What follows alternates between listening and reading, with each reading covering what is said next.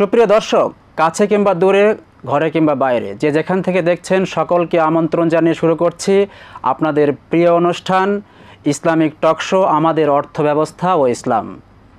ইসলামী অর্থব্যবস্থার গুরুত্বপূর্ণ বিষয় নিয়ে বস্তুনিষ্ঠ ও গঠনমূলক আলোচনা করা হয় এই টক শোতে। আপনাদের মনে উদয় হওয়া সকল প্রশ্নের জবাব পেতে চোখ রাখুন এটিএন বাংলার পর্দায়। আজকের পর্বে আমরা আলোচনা করব খেলাপি ঋণ আদায়ে চেকের মামলার বিষয়ে। উপস্থাপনায় রয়েছে আমি ডক্টর হাসান আলী, আর আমাদের অনুষ্ঠানে আমন্ত্রিত হয়ে আলোচনার জন্য উপস্থিত আছেন দুজন আলোচক।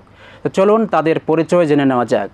আমার পাশে রয়েছেন সুপ্রিম কোর্টের আইনজীবী, আন্তর্জাতিক অপরাধ ট্রাইব্যুনালের প্রসিকিউটর ব্যারিস্টার এস.এম. মইনুল করিম। আসসালামু আলাইকুম। রয়েছেন দ্রুত মামলা নিষ্পত্তিতে আদালত অঙ্গনে সুনাম কুড়ানো বাংলাদেশ জুডিশিয়াল সার্ভিসের বিচারক, পিএইচডি গবেষক ও কলামিস্ট জনাব মোহাম্মদ তাজুল ইসলাম। আসসালামু আলাইকুম। ওয়ালাইকুম আসসালাম রহমতুল্লাহ। আপনাদের দুজনকে আমাদের অনুষ্ঠানে স্বাগত জানাচ্ছি। ধন্যবাদ। তো আমরা আলোচনায় চলে যাচ্ছি। প্রথমেই মোহাম্মদ তাজুল ইসলাম, আপনাকে দিয়ে শুরু করছি যে কোনো গ্রাহকের বিনিয়োগ খেলাপি হলে প্রথমেই আমরা চেকের মামলা, চেক ডিজনারের মামলা দিয়েই তার বিরুদ্ধে আইনগত পদক্ষেপ শুরু করি, তারপরে অন্যান্য পদক্ষেপ গ্রহণ করা হয়। তা আমি জানতে চাচ্ছি যে চেক ডিজনার বলতে আসলে কি বোঝায়?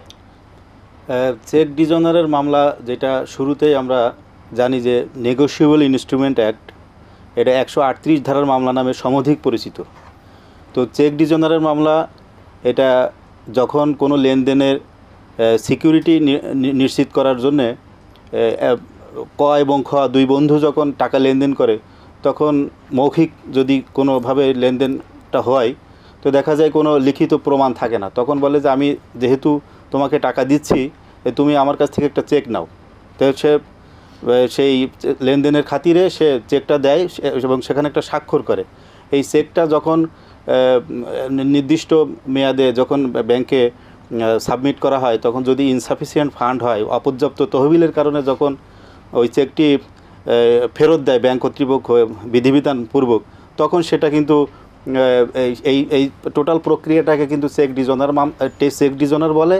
এবং চেক ডিজনার হওয়ার পরে ব্যাংক থেকে একটা চেক ডিজনার সার্টিফিকেট ইস্যু করা হয়। অর্থাৎ গ্রাহক যদি ব্যাংককে তার কাছে পাওনার বিপরীতে কোনো চেক দেয়, সেটা কোনো ব্যাংকে প্লেস করা হয় ইনসাফিসিয়েন্ট ফান্ড হিসেবে কারণে যদি ফেরত দেওয়া হয় তাহলে, এবং একটা স্লিপ দেওয়া হয়, এটাকে চেক ডিজনার বলা হচ্ছে। এর পরবর্তীতে আইনগত পদক্ষেপ নেওয়া যাবে। ধন্যবাদ। তো ব্যারিস্টার এস.এম. মইনুল করিম, আপনার কাছে জানতে চাই যে এই যে চেক ডিজনার হলো এবং মামলা দায়েরের আগে এই মাঝখানে কি প্রসিডিউর আছে? এখানে বেশ কয়েকটা প্রসিডিউর ফলো করতে হয়। এইটা নেগোশিয়েবল ইনস্ট্রুমেন্ট অ্যাক্টের সেকশন 138-এ স্পষ্ট করে বলা আছে। প্রথম যেটা হচ্ছে যে ব্যাংক যখন এই ডিজনার স্লিপটা দিল আপনাকে, যে ডেট ওখানে লিখে দিল, ওই ডেট থেকে পরবর্তী 30 দিনের মধ্যে যে কোনো একজন আইনজীবীর মাধ্যমে যিনি চেকটা দিয়েছে আপনাকে, তার বরাবরে একটা লিগ্যাল নোটিশ পাঠাতে হবে। এই লিগ্যাল নোটিশ যেদিন সে রিসিভ করবে, মনে রাখতে হবে, ওই রিসিভ ডেট থেকে পরবর্তী 30 দিন সময় পাবে এই টাকাটা পরিশোধের জন্য।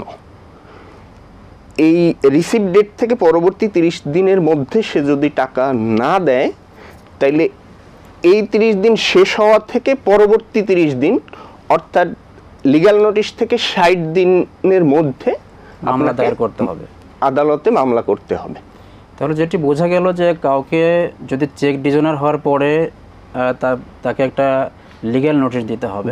লিগ্যাল নোটিশ রিসিভ করার পর থেকে 1 মাস সময় পাবে সে টাকাটা। 1 মাস এভাবে বলবো না, 30 দিন সময়, কারণ 31 দিনেও মাস আছে। 30 দিনের মধ্যে পরিশোধ না করলে তার পরবর্তী 30 দিনের মধ্যে মামলা দায়ের করতে হবে। জি।